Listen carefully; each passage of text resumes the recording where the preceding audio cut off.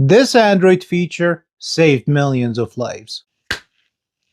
If you follow the news even remotely, you probably know by now that Venezuela was hit with a double earthquake. And it is a devastating earthquake, with thousands losing their lives and damage estimated in billions. But what if I told you this Android feature saved millions of lives? People with Android devices were being notified that an earthquake is coming, and many evacuated and went somewhere safe when they saw this notification. So how does it work? So on every Android device, what saved many is down here, the earthquake alerts. And when you tap on it, you're gonna see it enabled by default. And to explain how this works, let me put on my engineering hat. And here's my iron ring.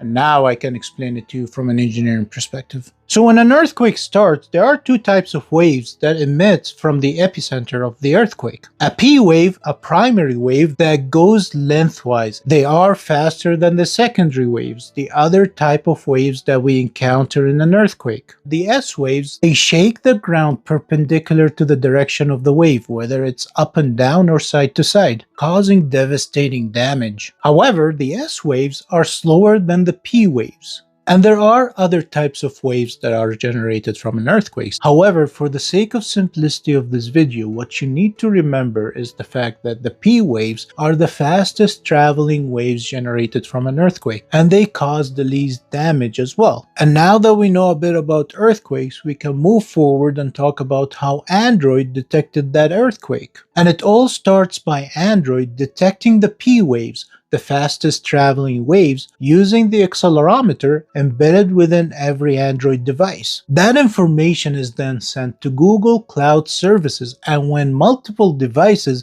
send the same signal to Google Cloud Services, Google, using the magic of algorithm, determines that it's a sign of an earthquake. And that's when Google Cloud Services starts sending those warning messages to Android devices, asking people affected within the earthquake area to take cover or evacuate to somewhere safe. And the entire process takes only few seconds, and Google estimate about 11.4 million Android devices received that warning message. And unfortunately, Venezuela, the country, does not have any government-operated earthquake warning systems. In addition, Apple devices such as iPhones and iPads do not have the same crowdsourced network warning systems, which further limits the number of people who received a warning about the earthquake. And it is an unfortunate event that can happen to any country, and my thoughts and prayers to everybody affected by that earthquake. And I'll talk to you in the next video.